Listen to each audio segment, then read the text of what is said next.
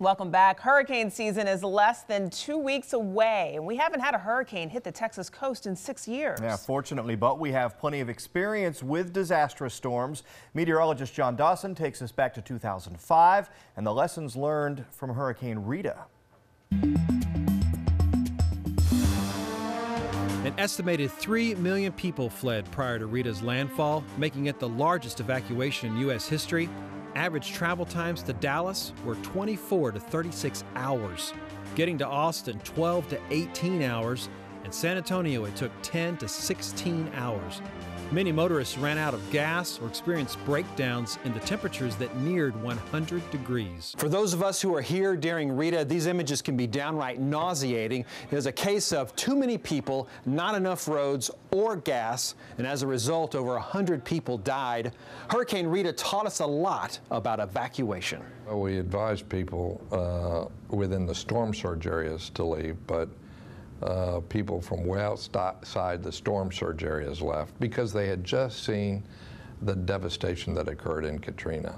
And then people also stuffed everything they could in as many automobiles as they could because they're afraid that their houses would be flattened or something like that. I can remember we had over 200,000 people here from the devastation of Hurricane Katrina. And then when the forecasters came and said, you know, there's a storm that looks like, you know, the worst case that was headed right towards Houston, by the time it was 3 days out, there was a 50% chance that it was going to be a direct hit. Certainly people need to be prepared. Bill White was the mayor of Houston, and like the rest of us, he saw what Katrina did to New Orleans, a city roughly a quarter of the population of Houston, and he knew it was his responsibility to take action. Enormousness of having to both juggle with the current evacuee population, which was unprecedented, and then dealing with a very powerful storm, more powerful than Hurricane Katrina, coming right at the nation's fourth largest city. I can remember those were extremely long days where I didn't get sleep.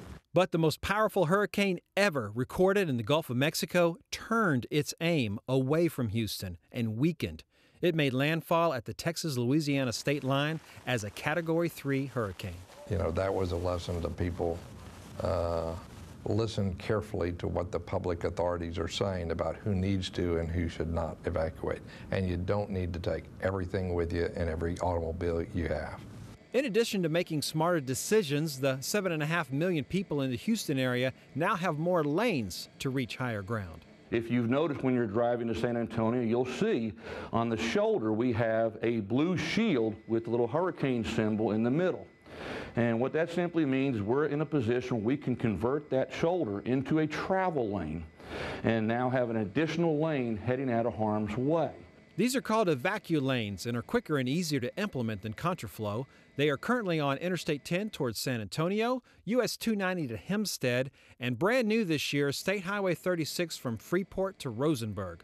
The plans to reverse inbound lanes to Houston have also improved greatly and can now be activated within a 6-hour notice, but hopefully will never be needed. Contraflow is our last resort. It is not something we wish to do, but it is something in our plans.